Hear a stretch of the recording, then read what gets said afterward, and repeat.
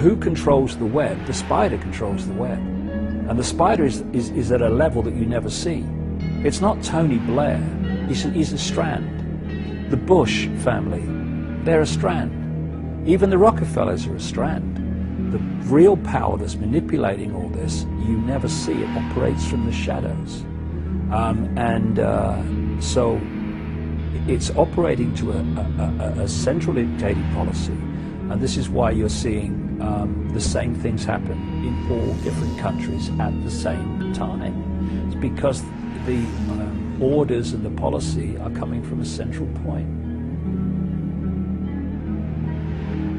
We can work on the level of banking scams, political scams, manipulated wars, manipulated 9/11s, and we should, because we need to know that. But if that's all we're doing in terms of communicating knowledge, then basically we're operating in a cycle of this is the problem, but how the hell do we get out of this? We will never know how to set ourselves free until we understand the nature of who we bloody well are.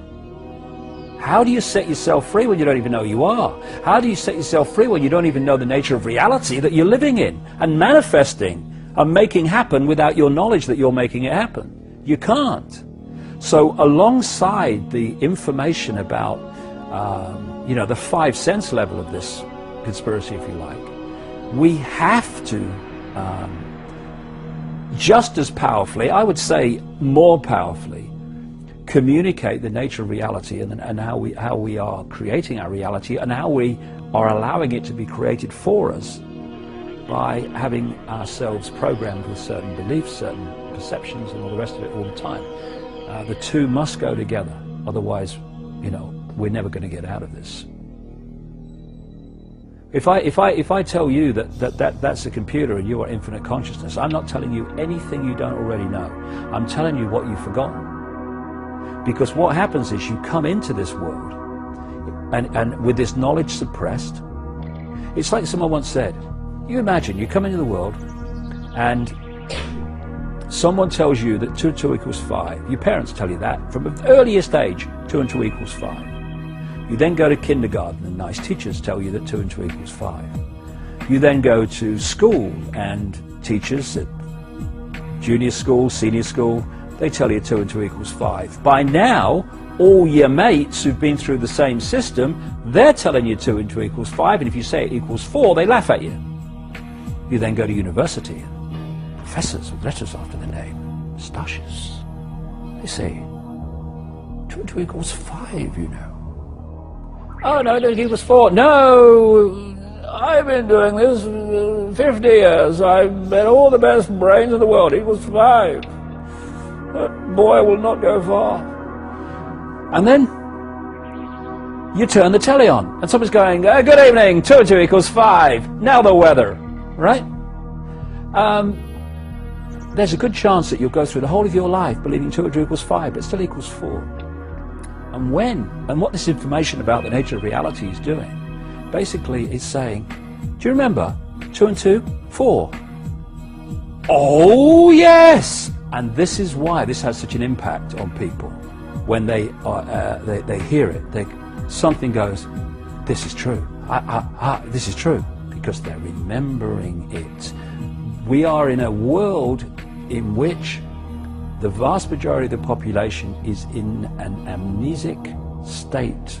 They are in a hypnotic trance because they have been implanted with false information about themselves and the world ever since they arrived.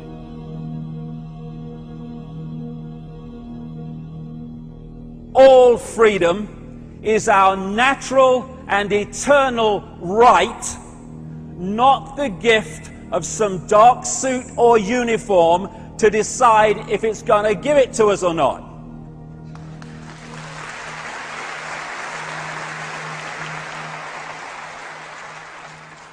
And so this is also not a day for being intimidated and frightened by this big brother crap and all these goons in uniform who seek to impose someone else's will upon us. It's just about exposing the way they're seeking to enslave us so we can see the game and therefore not play it. In fact, my attitude to Big Brother can be summed up thus.